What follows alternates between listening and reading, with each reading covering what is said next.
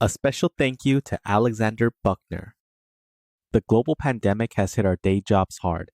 This is now our full-time jobs. If you want great content and can afford a few extra bucks, consider becoming a Southpaw supporter on Patreon.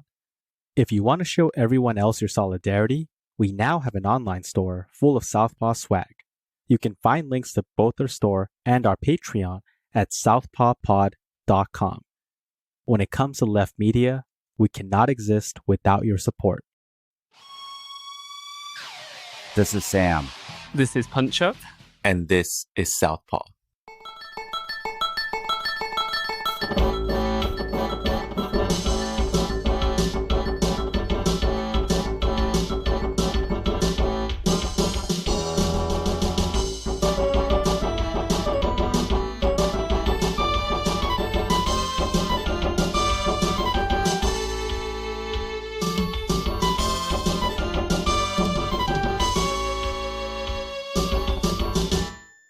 Today on Southpaw, we have Elle, a representative of the Birmingham Red Gym, Punch Up.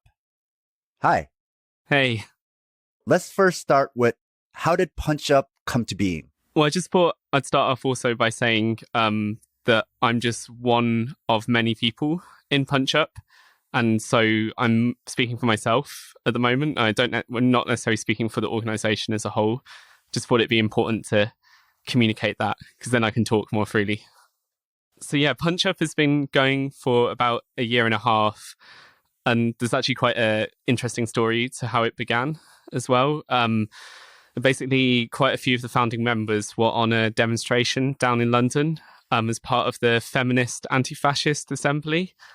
And there was a demonstration or an action against a counter-protest, so to speak, against the DFLA, which stands for Democratic Football Lads Alliance, which was a kind of splinter group of a kind of potentially right football hooligan organisation that did some big demos down in London.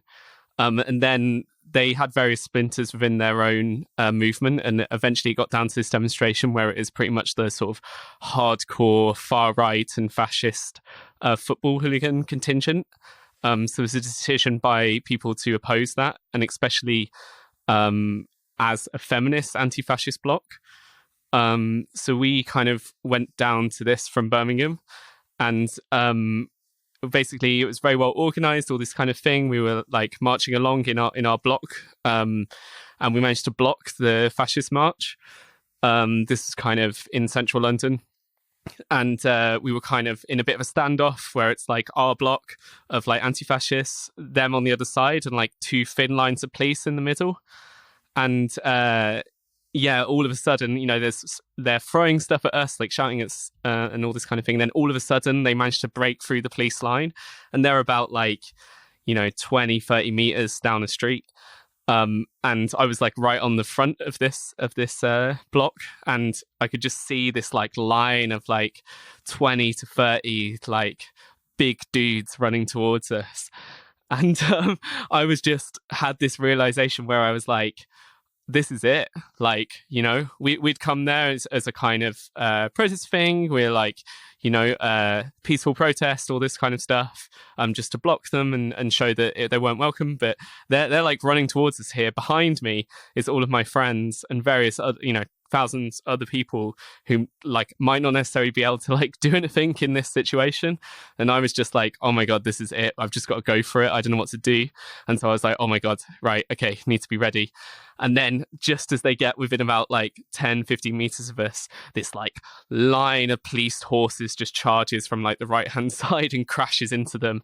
And they just sort of get a bit fucked up by all these police horses. And I was just like heaving a sigh of relief.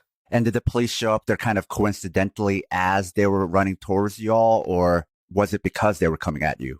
Yeah, I must not have seen the horses or something, because I don't really remember them being that many horses before it happened. So they must have been off to the side or something like this. But yeah, I just remember really feeling that like, yeah, fuck, this is it. There's nothing to be done in this situation. You just have to try and defend yourself and defend others. The block that went to London, were you all part of a pre-existing political action organization, or was it all just different activists who were like, oh, let's go there as a group together? Yeah, it was a wide range of people, various like anti-fascist, anti-racist, and feminist activists in Birmingham. And there was lots of different groups coming from all around the country. It was actually a very, very successful mobilization, and after this, and hopefully as a consequence of this mobilization, there were very few further street demonstrations by this group. So how did that lead to Punch Up? Yeah, it's actually a really interesting story because I have not done any sports since I was forced to at school. And there's various reasons for this, which maybe we can go into. But yeah, essentially, I had no idea. There's other people in our group that were already training in martial arts and already had many years of training in sort of various like combat sports. But yeah, I basically had no idea. So it was all totally new to me. Who decided, or how did it become decided upon that, hey, let's start a gym and start training? Yeah, we had been like following the sort of leftist sports movement for quite a while. So we knew about the existence of other red gyms. We hadn't really come into contact with them so much, but a few people had, maybe like one person had been to another event that they'd organized and had been really impressed by how well organized it is and how people treat each other and the level of the fighters that were competing. So we're basically seeking to replicate existing models. And then also there is like a lot more infrastructure of this kind in Europe as well, like Germany, Italy, France, Spain. There's already a lot of existing gyms. So those of you who went to the protest, that became kind of the core founding block of Punch Up? Yeah, basically. Plus some extra people. And there happened to be some people coincidentally who had already been training at that point. Yeah, we had a few people who had some quite extensive boxing and Muay Thai experience. So we kind of already had the existing sort of core trainers in place, which was super helpful. So we didn't really have to look around very much to get started. And yeah, I think we probably got started a few months after that. I mean, it had been on our minds beforehand. And, you know, and lots of people are very into sports as like a space for community organizing. So, yeah, it was on our minds, but we just needed a little reminder of why it's important. I mean, that's only one aspect to it as well. Yeah, it is interesting that in activist circles, there's probably always martial artists around. Not that everybody's a martial artist, but probably some, because there's just some martial artists around everywhere, right? People train and they go to work or they hang out, they do stuff, they exist in society. It's just interesting that they haven't been fully utilized yet. And it seems like now they're starting to get utilized more. Yeah, I find that really interesting as well. It's kind of very strange. Yeah, there's certain, I don't know, it seems there's, at least in my very limited social circle, it seems there's like quite a proliferation of people that do martial arts already. But there's also quite proliferation of people who are not engaged in any sort of sports at all. Maybe, for example, maybe they're cycling, but that's just more for transport rather than any sort of recreational activity. So let's go to the name, Punch Up. What is the significance of that name?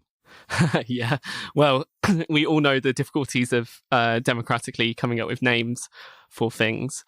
So yeah, we had a long discussion and we were kind of brainstorming loads of different names, and it seems in the UK there seems to be a bit of a trend of like trying to come up with like little puns to name your gym after. So you've got like Left Hook, you know, there was one called Street Edge, like all this sort of stuff. You got Southpaw, us. Yeah, Southpaw, exactly. And so, yeah, we basically, you know, set off on that journey to find a cheap throwaway pun. And this was the one we settled on. The good story about it as well, I can talk more about what it means in a second, but the interesting story about it is it turns out there's actually another gym in Bristol that is also called Punch Up. You might have found out about that already. And I think their full name is Punch Up for the People, or FTP. But when we spoke to them about it, we basically just agreed, yeah, let's not change anything. We're far enough away that it doesn't really matter. And, you know, I'm proud to be associated with their gym, to be honest. It is a weird thing where once you want to start a gym or do something sportive and you are left, your mind instantly goes to puns and wordplay. Like even with Southpaw, there was two other leftist podcasts out there with a similar name. Not exactly that. They were called Southpaws and Southpaws Podcast. But once I created the name, actually one of them realized that another Southpaw podcast had come to existence and sent me a message saying, "Welcome to the club." Because, it's like when you think of sports, you think of left, you want to combine them all in a witty way, I guess. Yeah. Or maybe people who are into sports and left politics have very corny senses of humor. So Yeah, I've also often laughed at a common joke is like when we're talking about other gyms that are maybe not coming from a sort of leftist perspective, is like the sort of patterns of names that they use. So, for example, maybe something you could discuss on another show, MMA gyms that have these very strange names that are like one word, but they're like, something that's like aggressive and like, kind of, it always really makes me laugh. yeah, often they might use ideas from social Darwinism or some of the new race science stuff that's coming back. And they might not even realize it, right? Yeah. But it's always like natural this or evolution that, Yeah. Yeah. There's definitely something there. The aesthetics of MMA. So let's go back to punching up because it's not just a pun, but it's a political analysis, right? And it's something that differentiates, I would say, the left from more center left or in the US liberal democracy, because there isn't as much of a analysis of power. So can you explain to us what is punching up and why punching down is not good and why avoiding punching down is such an integral part of left politics and even what y'all are doing? Yeah, well, I think essentially what we're talking about is recognizing our society is organized into two classes, right? So there's us, right? We're the poor people. We don't own the means of production. We don't have the resources. And then there's the other class, which are the rich people.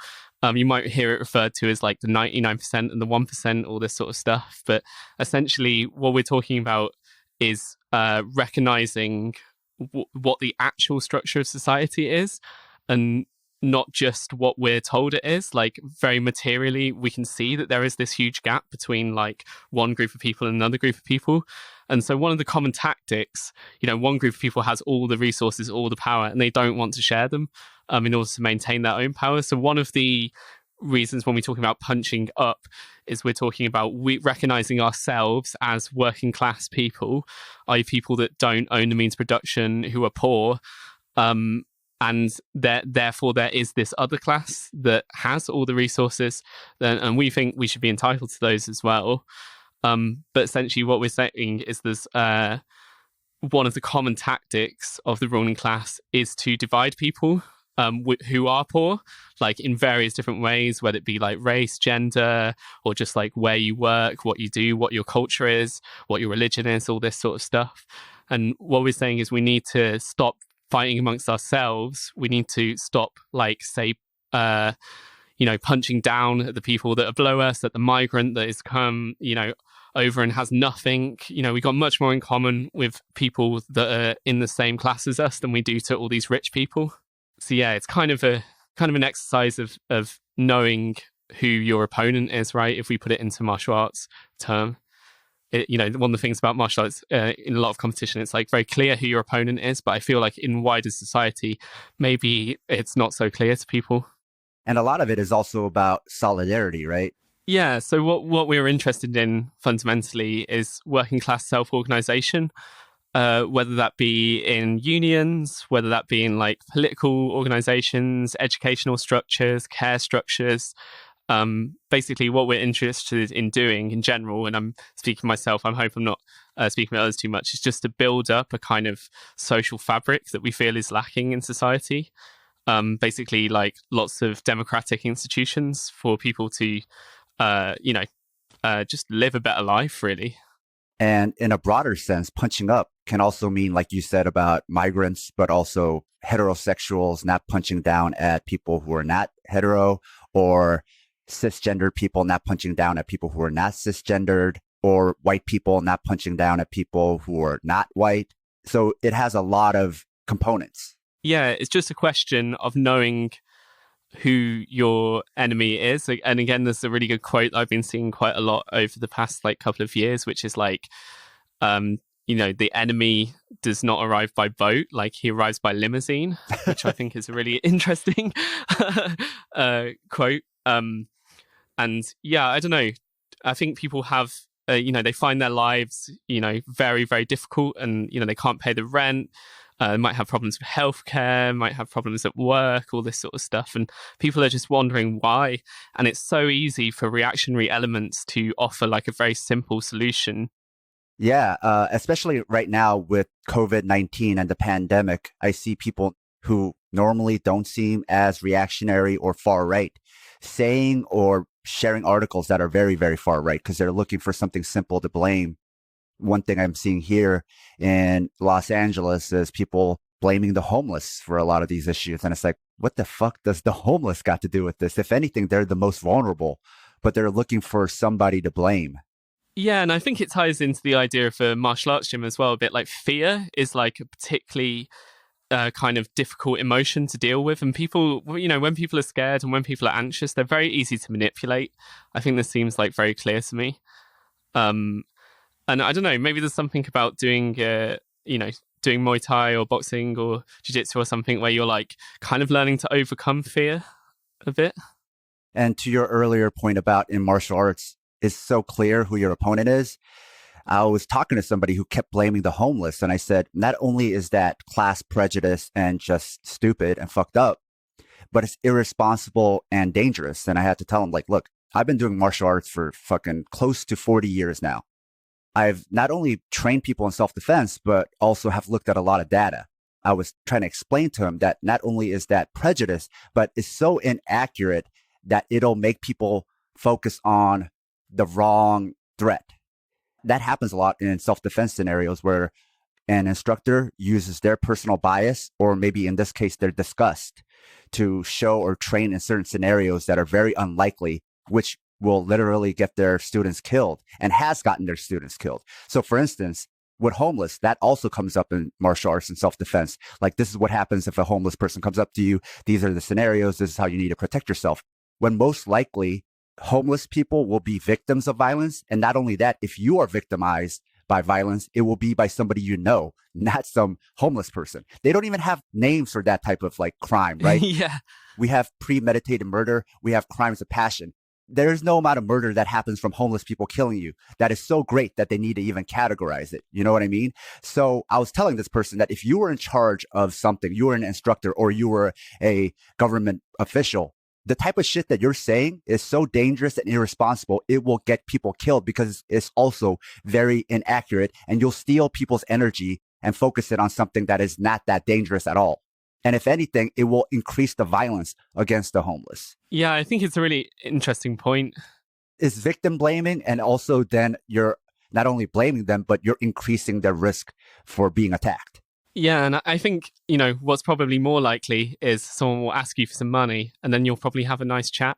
And that's like 99.99% of the time, basically. Yeah, I think it's a really big problem. And it's something we've discussed in our gym as well, because, we're not a self-defense gym. We like, like learning boxing or Muay Thai or something can be very useful if you find yourself in a situation where you need to defend yourself or others. But for me personally, I don't really think of it as something to build like a kind of martial arts practice around. It's something to be constantly aware of. Like, yeah, this is more for competition. This is more for sports. And this is probably like something that's not allowed in sports, but like could be done from this position. But basically, I don't think we should rely, for our safety, just going about our lives, shouldn't rely on like people knowing how to poke someone else in the eye. I hope there are other structures in place that, allow us to feel and be safe. I don't think like having all these individuals that are like really good at fighting and really good at applying like violence is necessarily the way that we keep safe. That already says that if that's the only way we can keep safe, we're already living in that movie Mad Max. It's saying that we're already living in this post-apocalyptic dystopian world. And maybe for some people it is dystopian, but we still have a chance and opportunity to provide people with more safety nets than that. Yeah, totally. So now let's talk about Punch Up and the Athletic Community Action Birmingham. So yeah, we essentially set up to just do martial arts, but it kind of soon became apparent that we wanted to branch out a bit more than that, and yeah, that kind of fell at a timing that wasn't so good. So obviously, like the winter and the weather and stuff, and now this pandemic, so we're a little bit behind on our plans for this. But essentially, like we don't want to. Martial arts is not for everyone. Like a lot of people come to our sessions and they try it out for a couple of things, and it's just not really like for them. They just don't really enjoy it so much. And on the other hand, there's some people who are just like, oh my god, this is the best thing. I never thought I'd be into this. This is really fun. But yeah, I think it's not for everyone, and like there should be something for everyone as well. And I do think like sports and physical activity, there's usually something for everyone. When I went to France last year, I was particularly noticed how popular like boule is amongst the older people. People are playing it in their 80s, like, basically until they pass on. And it because it's such a low intensity sport. But I'm going to be doing that stuff when I'm 80. So then Punch Up informally started first, and then Athletic Community Action Birmingham started afterwards. Yeah, and it was basically just the idea of like, again, Punch Up is quite a strong name, and it's only really appropriate for a sort of combat sports gym. So we were kind of thinking about other activities that we could do. So we had already done some informal like football games as well, like in some local parks. And we also wanted to do perhaps like walking and hiking, like to just get out of the city. And, it's something that's sometimes really hard to do when you're in one of these big like urban metropolises. But like, yeah, just get out into the countryside and go walking. There's also a lot of people who are really into climbing as well. So there was some talk of getting a group together and going to like a local climbing center. So at this point, then the Athletic Community Action is the umbrella, and Punch Up is one aspect of that. Yeah, I guess the kind of dream would be that there would be several sort of cooperative collectives doing all sorts of different activities, and people can just pick which ones they want to go to. And because obviously it's quite hard to make decisions in like a massive group, that you could just have each group making its own decisions about its own activity, and then you could somehow feed together in a kind of federated fashion into a larger organization that could perhaps be used to like, sort of take care of the admin and look after the money and apply for funding and all this sort of stuff. So that's what you meant earlier about how self-defense or combat sports or martial arts training is one aspect, but there's all these other aspects. Yeah, and it's kind of the same for me as well. I mean, I really love training martial arts, and it's one of my favorite things to do these days. But sometimes I want to do something different. So there's a lot of folks who come to the Athletic Community Action and they're just doing other stuff. They're doing fitness stuff. Yeah, a lot of it is kind of future plans as well. So we've only been going for a year and a half. So I think a lot of this stuff was happening informally before, but that's not always easy for like outsiders to access if it's just around, like a private like group of friends. So we'd like to open some of that stuff up, really.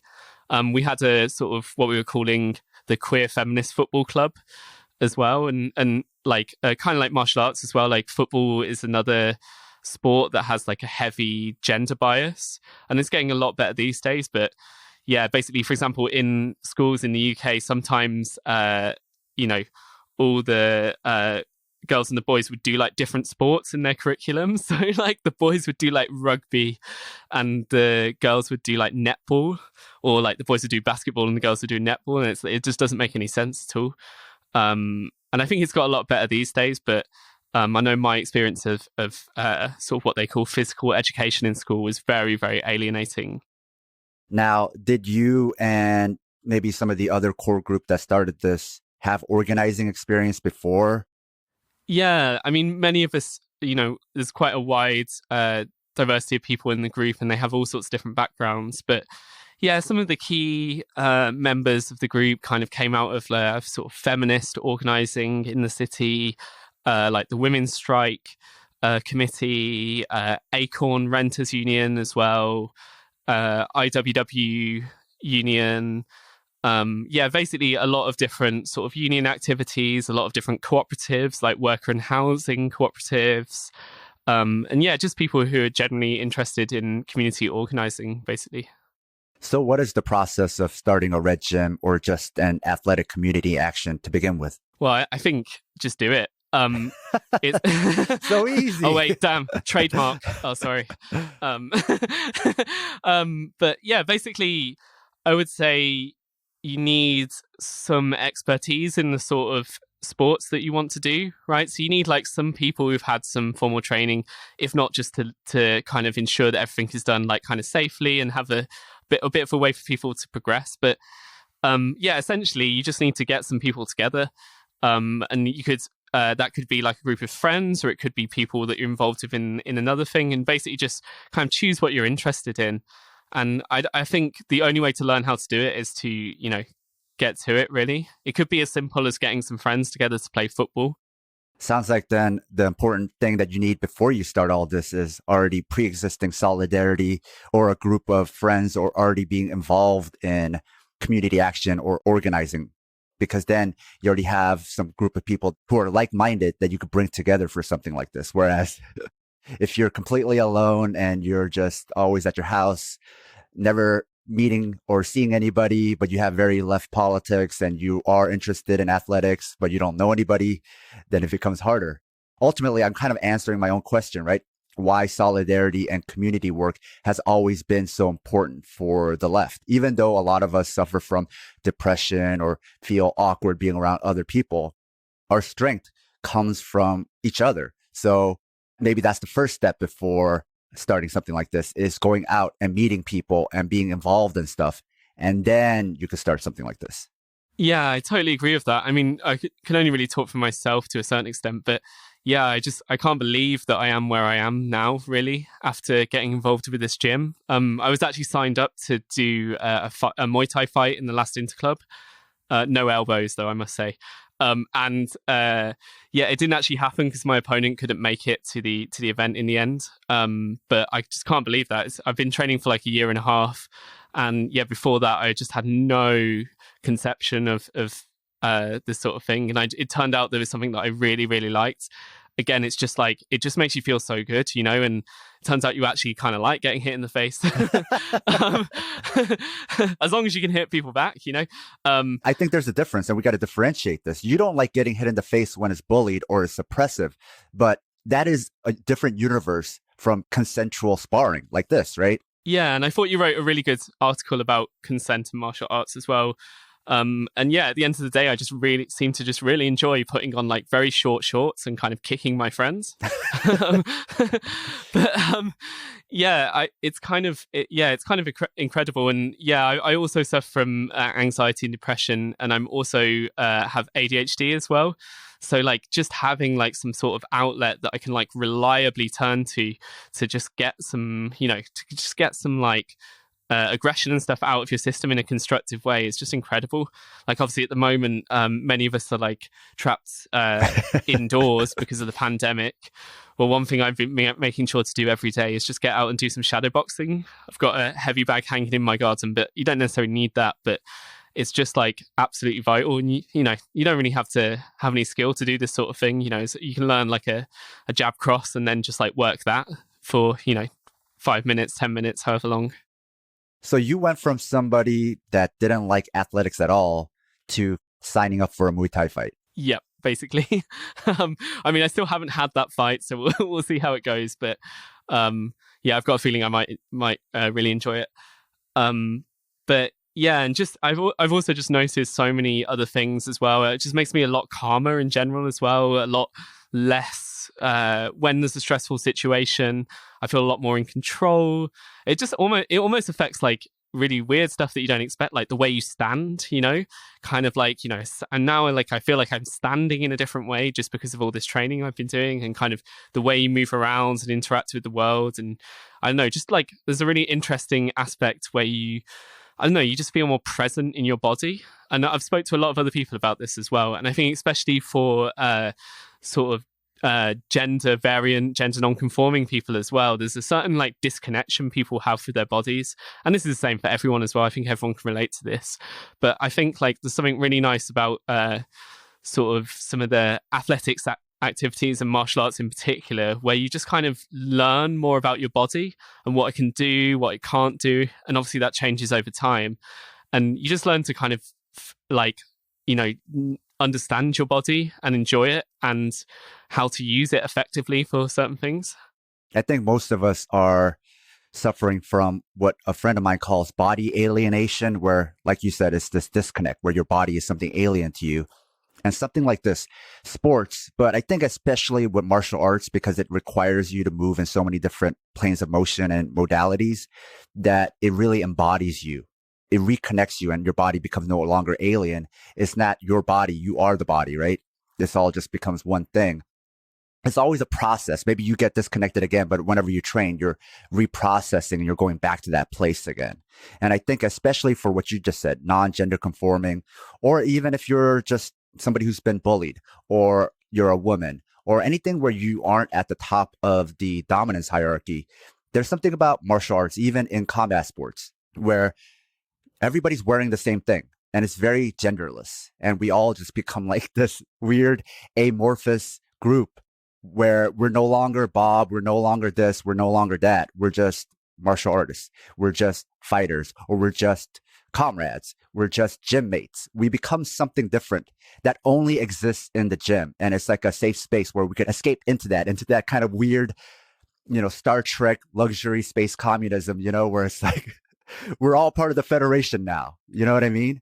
And then once you leave that, it's almost like a postmodernist or post-structuralist space in a way, or it can be if you don't have all these tyrants in charge, but it can be that. And then when you go back to the real world, you're going back to the normal rules. But martial arts and this type of training and gym is your chance not to be that and kind of see what the future can be. Because right now, identity is important, because then we have to acknowledge people's identities, to acknowledge how they suffer.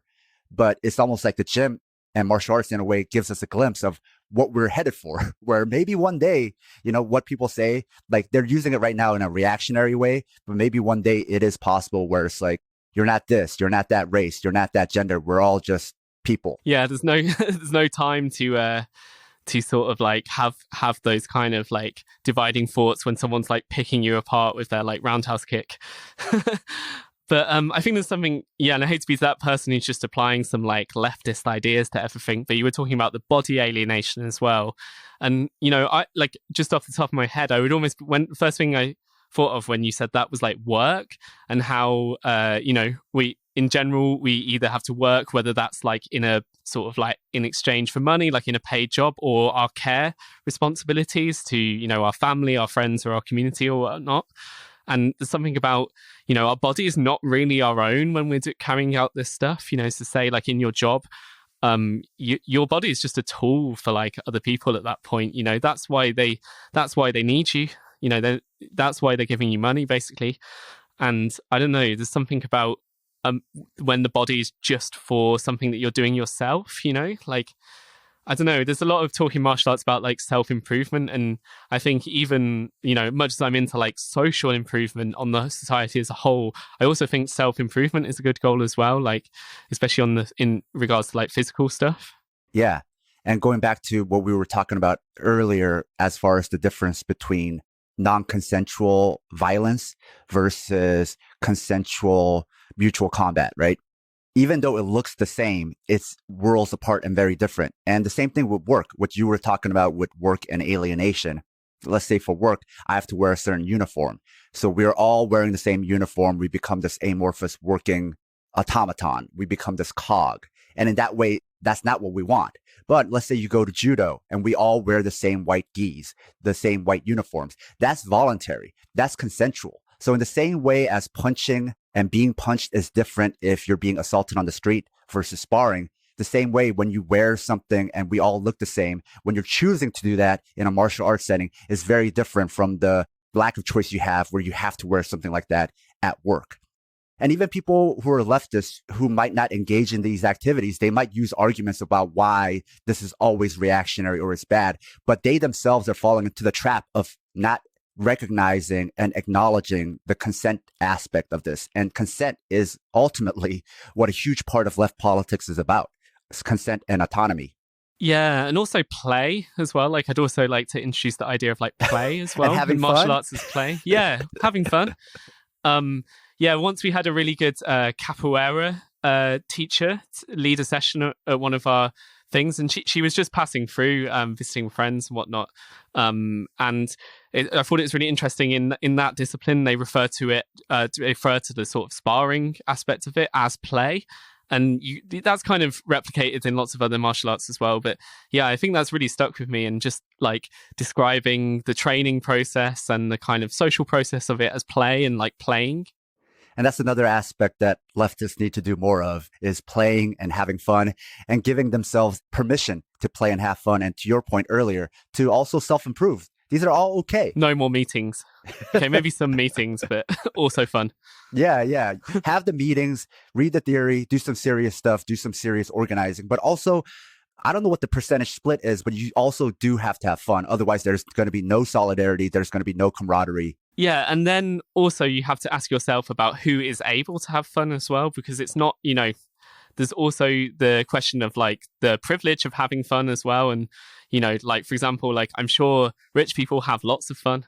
And sometimes it's not always possible for working class people to engage in fun because of all these various life responsibilities we have. So part of the aim of the gym really is to create that space for fun and play and just like exercise and all these kinds of things. And you also have to look within your organization or your gym itself and ask the questions about who is it for, and maybe there's a gap between who you think it's for and who is actually showing up as well. So yeah, one of the things in our gym that we're like very, very conscious of, and also one of the things that's put me off from training at other mainstream gyms, is stuff like the gender balance, like the racial balance in the group. And in our cooperative, these are things that we like really need to be keeping an eye on as we go forward.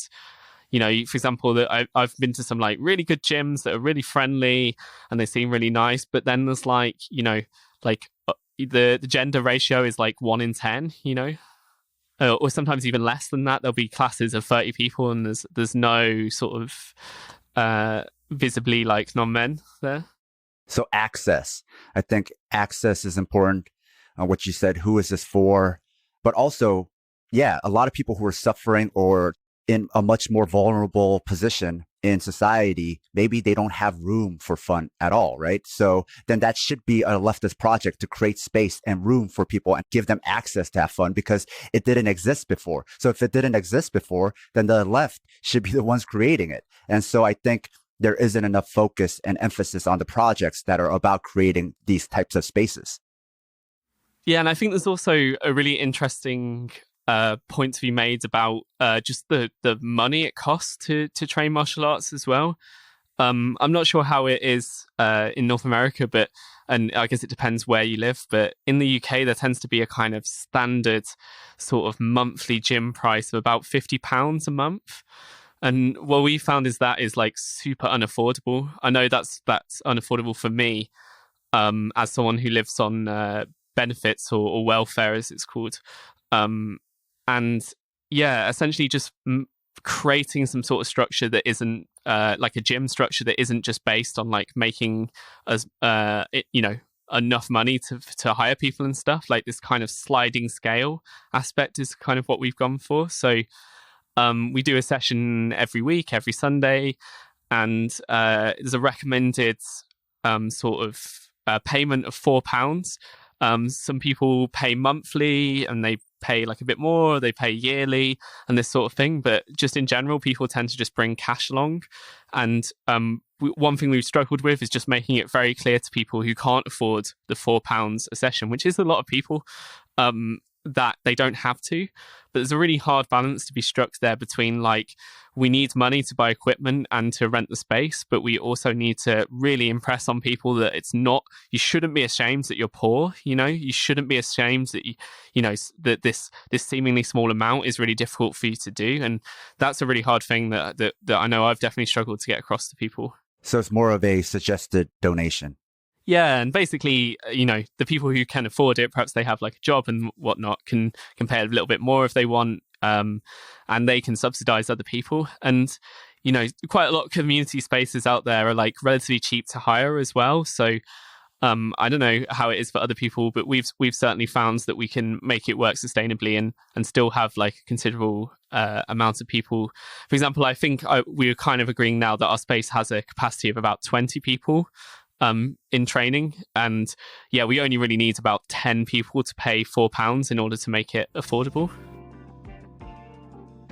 A note to our loyal listeners: if you love the show, please support us and help us get paid for our labor by joining Team Southpaw on Patreon. By becoming a member, you'll get access to bonus content like exclusive articles, fight previews, bonus episodes, transcripts of fight studies, and access to our private chat group on Discord. But more importantly, you'll help us supplement the cost of the show, the incredible time and energy Sam and I put into making the show, and you'll be giving us some breathing room not only to juggle Southpaw with our day jobs, but also expand Southpaw into other areas. Show your Southpaw solidarity by supporting us at patreon.com/southpawpod. So were all the trainers then from that original core group and just friends who knew some stuff? Yeah, I think we had like an initial sort of group of people that had been training martial arts for a significant time, and that sort of gap between someone who's been training for like, over 3-4 years or something like that, and someone who's never thrown a punch in their life is like incredibly huge.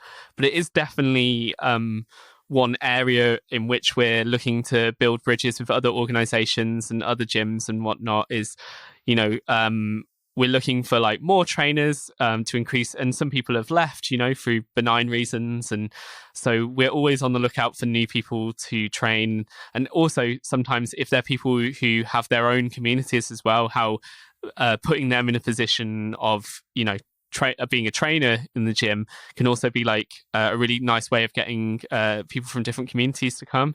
So, for example, we're in discussions with a friend of ours who's Kurdish, and he's like a sort of pro boxer, like semi-pro boxer.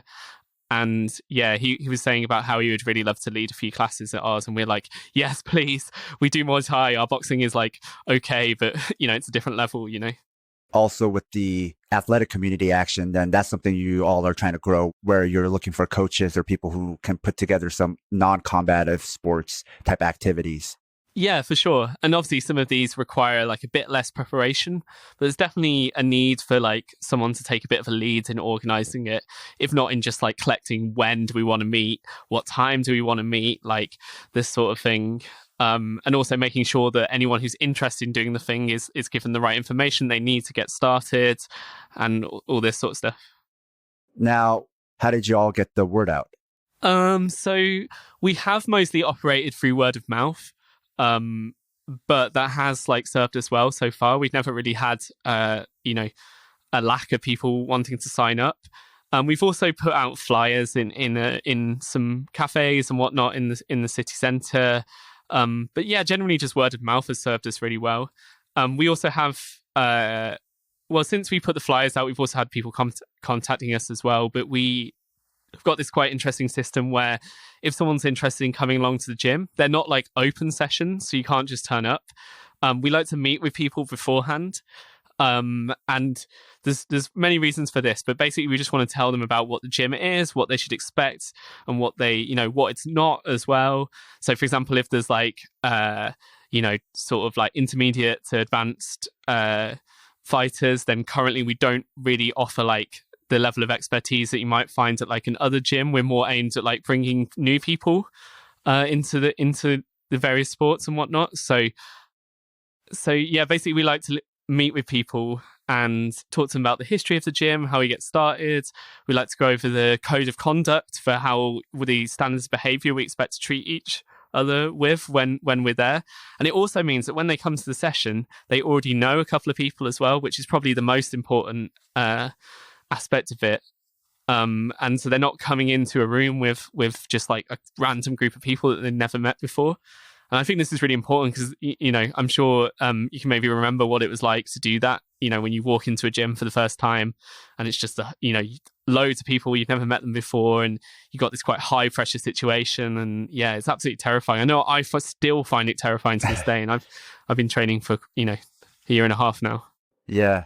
And they will stare at you. It's not imagined. They all kind of look at the new person coming in, kind of like almost like fresh meat, maybe. Yeah. Some people are like, oh, new person, cool. It's a new friend. But some people are also looking at you like you're fresh meat. And then because some people are legitimately looking at you like that, it looks like everybody's looking at you like that because everybody will look at you. Yeah, I recently started Brazilian Jiu-Jitsu as well, and I definitely felt like that. And and we were practicing a particular position, and we were doing some rolling, kind of like swapping partners and whatnot. And and like obviously, I might look like I've kind of done some martial arts before. You know, we do clinching in Muay Thai and this sort of thing, and I've done some like informal sort of rolling with friends and whatnot. But yeah, and I like tapped out just to the pressure. You know, very common for new people as well. And the my partner was just like, oh, sorry, did you tap out? Sorry, I didn't realize, I didn't catch that, because it was like, you know, they were putting a lot of like top pressure on and whatnot, and I was just like, yeah. They were like, oh, you know, kind of had this situation where they were like, oh, I'm really sorry. Especially with an art like that, because it is so much about this invisible pressure. You don't even realize how much pressure you're always putting on people. You walk in for the first time and you're rolling. Yeah, it feels like just like a ton of weight on top of you when somebody's passing your guard or doing some other type of Brazilian Jiu-Jitsu move. But to the person applying it, they don't necessarily recognize that because they forgot what it used to feel like. Yeah, it's incredible. And these like micro adjustments that you learn as well, they can make like all the difference.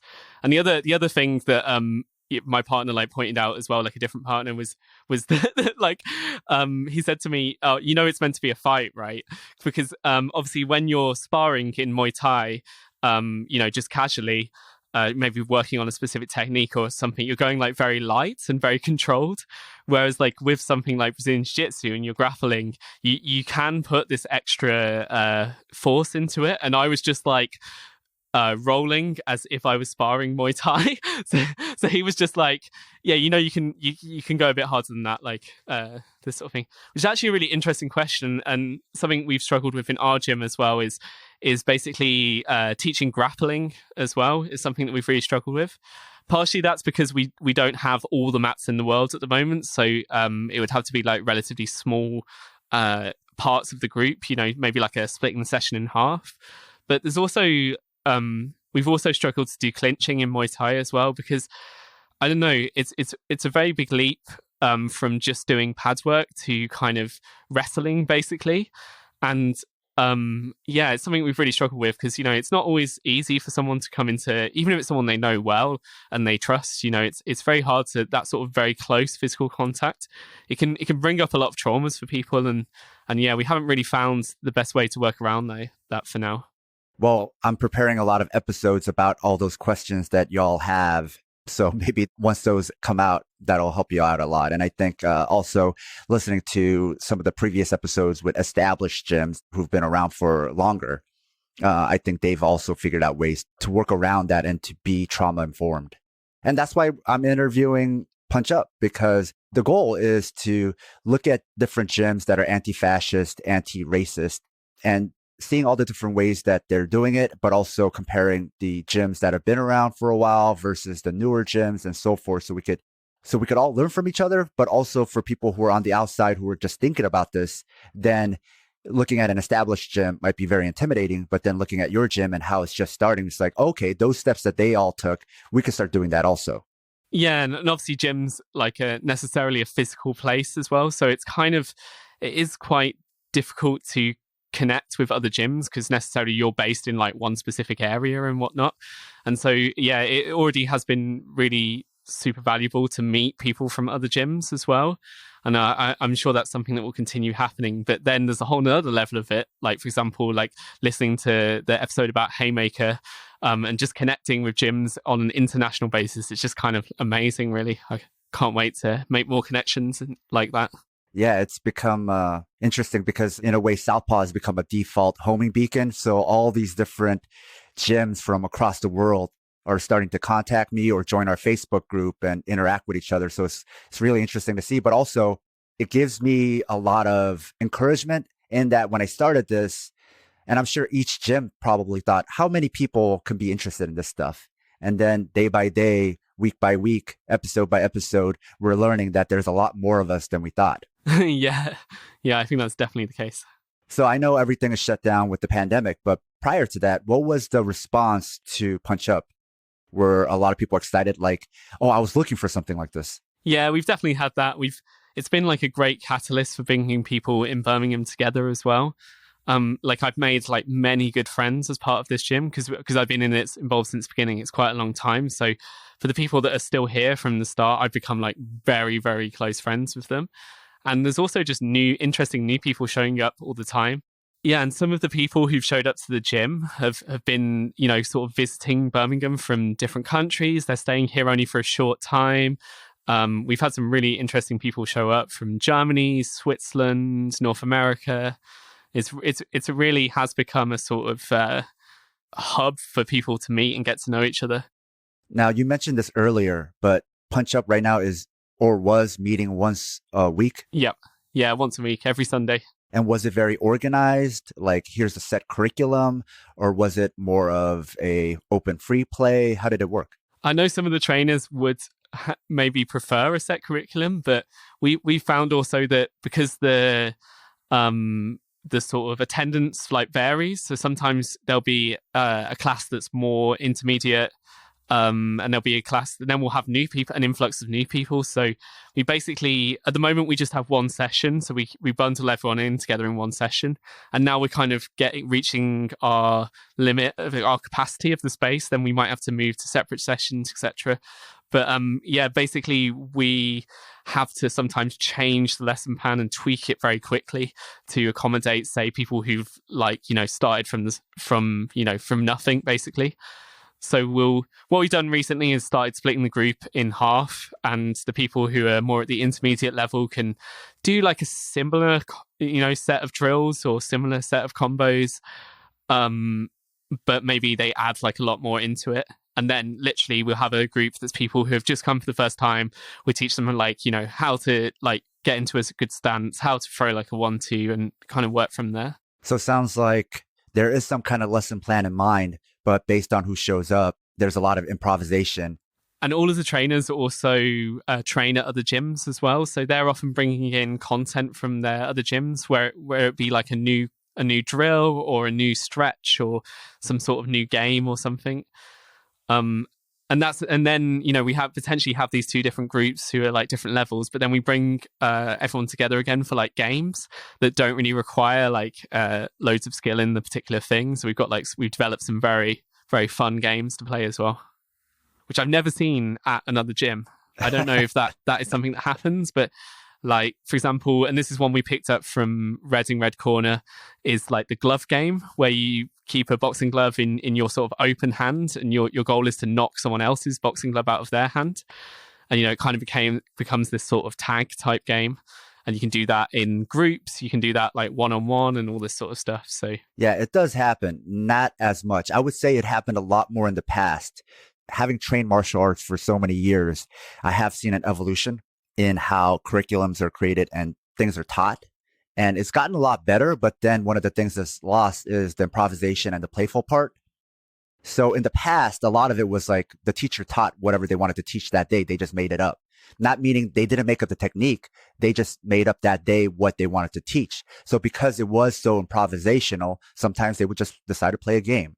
Versus now, there's this emphasis, especially in commercial gyms, to plan a year ahead and have a year-long curriculum, which makes people very technical, but then it can become kind of gatekeeping where so much of that improvisation and the fun aspect where that could be accessible to everybody has been removed.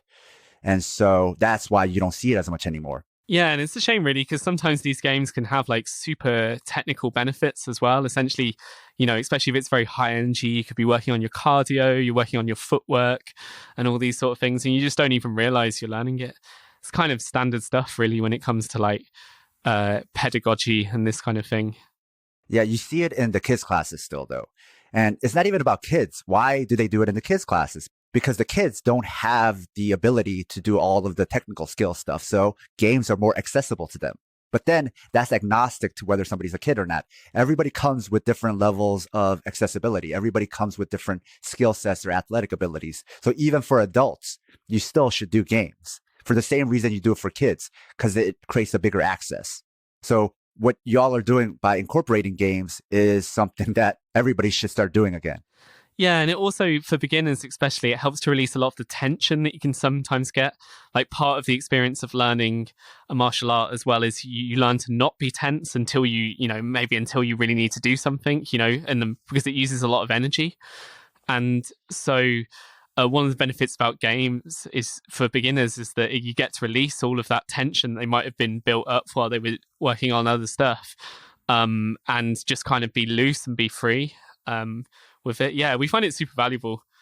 It's interesting you're saying about accessibility, because it's also something I'd like to connect with other gyms and ask about, because there's many different issues that can come up in a gym space. And yeah, so one of the accessibility problems we've identified in our gym is that it can be from a sort of people have sensory needs. So, for example, could be like on the autism spectrum, or like people have a variety of sensory needs. But obviously, like being in a space where people are moving around, they're being quite loud. There's lots of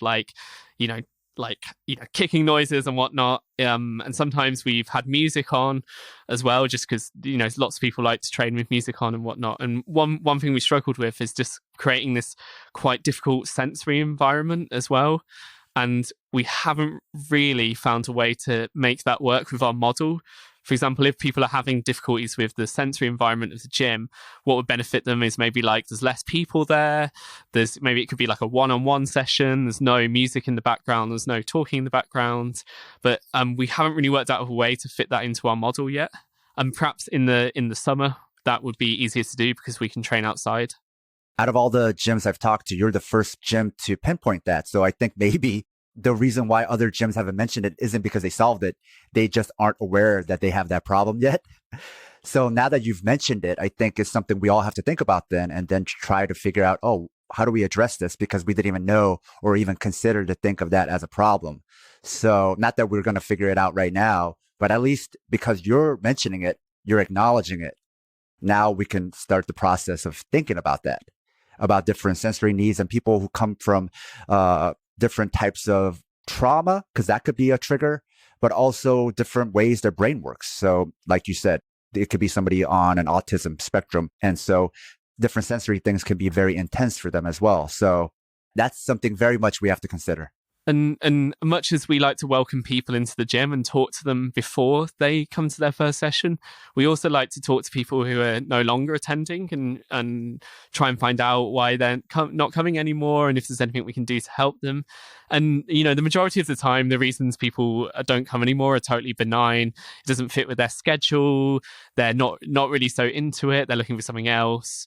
They might have some like accessibility needs, and we'll attempt to address that. But that's been really super helpful for us as well, is just like keeping in touch with people. And sometimes people are just moving away, they're moving somewhere else. It's not practical for them to travel so far.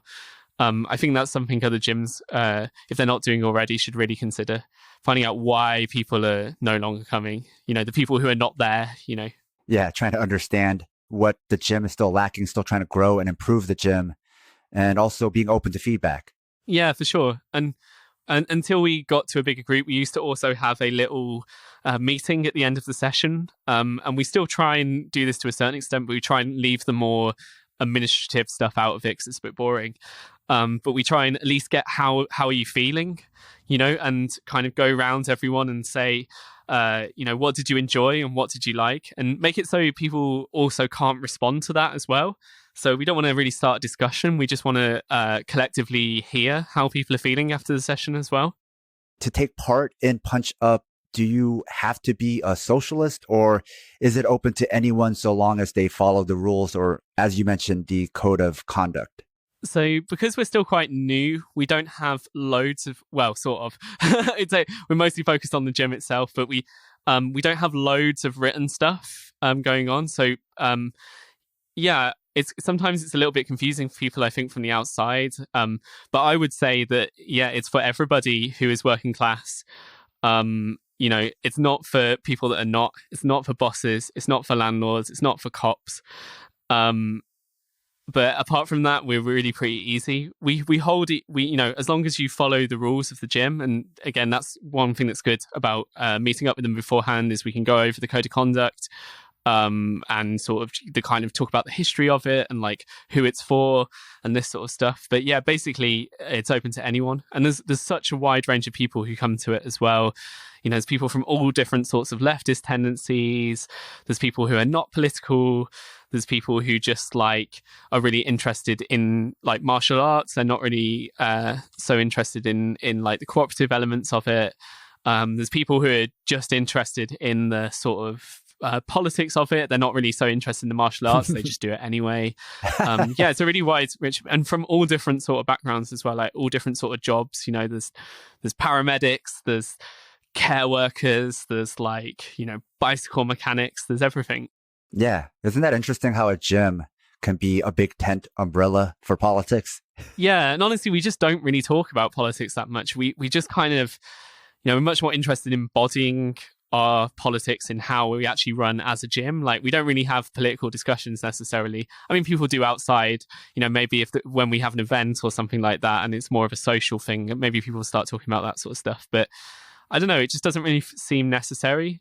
Like we organize in a democratic fashion, and that is the extent of the politics in practice, Yeah, that's what I mean is that I'm not saying that the gym is explicitly political, but how a gym that is started by political people, just because of the environment they create, it becomes a big tent for people who might not even have necessarily the same politics or people who are apolitical. But even they are looking for something like that. Yeah, and there's some really interesting stuff. I think this will probably come up with lots of other gyms as well. Is like, the environment that you can create like is reflected in the way people's journey through martial arts happens as well. Like recently, we've been doing something where we get even the beginners to start doing some like touch sparring, like very very light, and the trainers will move around and make sure no one's going too hard, and we'll get the intermediate people to sort of almost spar with the new people. But literally kind of, at the touch level, no, it's very unlikely someone's going to get hurt. And we found that, this is often a common problem in other gyms is that beginners are not able to control their level of intensity. That kind of comes later as, you hear these stories, and it's happened to me too, where people are just like going in too hard.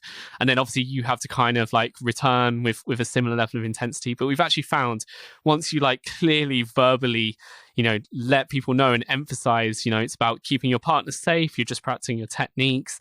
We all know you've got power. You don't need to like show it off. This is about like, your techniques and learning about how to, use your footwork and stuff like this, that actually people were just like quite autonomously just going about in a way that I would consider to be like, reasonable and light and having a really good time with it.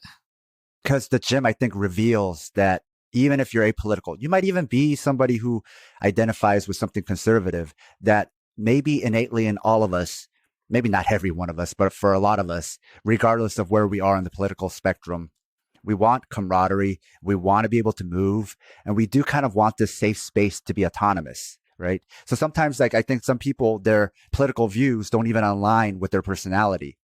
That's the whole point of working class solidarity. I think it's understanding that some working class people maybe misguidedly are doing things that isn't necessarily helpful for them. They're picking out the wrong bad guy, as you said, the wrong threat. But the gym kind of reveals like, hey, there is some kind of common thing that brings us all together as working class people. Yeah, for sure. And, you just have to look at like the recent elections in our respective countries as well. There's a lot of people who voted for the Tories, the Conservative Party, and there's a lot of people who voted for Trump. And we can't give up on these people. There's this, they're not bad people inherently. I would argue maybe politically they've become like distracted or misguided from the reality. Just reality in general. But like, I'm not giving up on these people. There's lots of people in the UK who voted for the Tories in the last election. There's lots of people who previously would consider themselves more to the left who voted for the Tories, and we shouldn't give up on these people. We should show them what it means to be to have working class solidarity, you know, what it means to have community. You know, people are always complaining, oh, there's no sense of community anymore. There's no, like, you know, people don't know their neighbors, all this kind of stuff. Well, like, you know, I say, fuck that. There's a reason for that. And it's very advantageous for like rich people to keep us like this, to you know, to make us lose this sense of solidarity and stuff. And I think we can rebuild that. You know, I don't think it's a lost cause at all. I think all these sort of activities that people are engaging in, you know, unions, community organizing initiatives, you know, community gardens, martial arts gyms, sports gyms, football clubs, it all fits into a wider picture. And that picture is a real awakening of like community solidarity. I think that's why, actually, all jokes aside, all the red gyms and the anti-fascist or anti-racist project gyms here in the US, and even with our podcast, the reason why we're using these puns is because we don't want to make that mistake of before. We don't want to make the mistakes that unions have, where it became completely... It's like a service. Yeah, it becomes a service. It doesn't mention the political aspects. So even though it is about the community and it is about, let's say, martial arts or training in a gym, we're also kind of putting in the name of the group a nod to say, yeah, it's about fighting, but it's also about this. But we're not going to necessarily make it all about that or put it all in your face, but don't get it twisted. It is still about that, right? And so it's almost like the red gyms and all these anti-fascist gyms and my project, your project. We realize the mistakes of the past. And so it's like, we have to make it explicit, but not too much in their face about it, so that we aren't giving up on those types of people, those working class types of people who might be misguided. Yeah, totally. I think that's a really good point. And it's also very interesting as well to see in the current conditions of like pandemic as well, is these structures that you build up, whether it be your local renters union or your gym or whatnot, you know, in times of crisis. And, you know, I am an optimist, but like we're going to have a lot more times of crisis in the coming years. And, you know, these structures enable, you know, of already there, and they enable you to, you know, have that kind of solidarity you need in these times. So, for example, in terms of like the COVID pandemic, is like people who've been going to the gym are involved in lots of different other organizations. And also have, like, I can see that people are organizing in their own areas. And people have also leapt into action basically to help coordinate mutual aid in our city. So, for example, like some people who came to the gym have formed a group called Cooperation Birmingham, and are working on setting up a solidarity kitchen that will deliver like pay what you feel meals to people in self-isolation. There's also some alumni of the gym have got a group called Birmingham Community Solidarity, who have basically been leaping into just coordinating community response, and have been doing stuff like collecting food for food banks, connecting people, setting up the Facebook group that, you know, people can join, you know, jumping into all the different WhatsApp groups and helping people coordinate. You've mentioned this already a couple times, code of conduct. So what are some of the rules of Punch Up? Well, I can't remember them all off the top of my head, but yeah, it's pretty much what you'd find in any sort of organization. It's basically about treating people with respect and like making space for people, and, you know, also making space for people to make mistakes as well, and what to do when mistakes are made, and what sort of reconciliation can happen within your organization. It's pretty standard stuff, but I think it's important to state this stuff. You know, we should have some sort of common agreed mutual system for how we treat each other, you know. Let's talk about Punch Up then, as far as where can people find out more about it on the internet? So hopefully by the time this podcast comes out, we will have a website. That's my bad. Apologize to everyone else in the gym. And we'll be at brumsports.org.uk, which will be the general Athletic Community Action Birmingham website. We've also got Facebook as well. So that's facebook.com/Brum Punches Up, which is just a Facebook page for our gym. You can also reach out to us via email as well, brumsports@riseup.net. And we also encourage any international gyms to get in touch with us if anything I've talked about is interesting to you, or you have any questions or anything like this. And I'd also like to give a quick shout out to some of the COVID mutual aid organizations that have kind of linked to our gym as well. So cooperationbirmingham.org.uk is another thing you can visit. We currently got a fundraiser. And I understand that people all around the world obviously are trying to organize stuff in their local area. But if anyone has the means, you can donate to our Solidarity Kitchen project, which when we come out of self-isolation will be happening. And I'm sure by the time this episode comes out, we'll still be in the midst of this pandemic. So I'll put all that in the show notes. Thank you, Elle, for being on the show and being so generous with your time and explaining how Punch Up works and giving us a look behind how a red gym comes into forming. Yeah, thanks so much for having me. It's been an absolute honor to be on this. We're all big fans of the podcast and we listen, every time there's a new episode. Now that's the show. If you enjoyed this episode and find this type of independent media worthwhile, please consider supporting the show on Patreon. We have a lot more episodes like this one in the works, but need your financial support to keep the show running. Even a few dollars a month goes a long way. No one does what we do, and it's all being funded by you, the listener. In return for supporting us, you'll gain access to lots of bonus content and along with our private Discord chat. Even if you can't support us, there's a lot of free bonus content there as well. We also have an online store if you want to show your Southpaw solidarity by wearing our swag. You can find all pertinent links at southpawpod.com. And if you can't afford to support the show and still want to help, please leave us a 5-star review wherever you listen. This makes it easier for others to find us. And don't forget to share your favorite episodes or the podcast itself on social media. Tell your friends. Until next time, goodbye.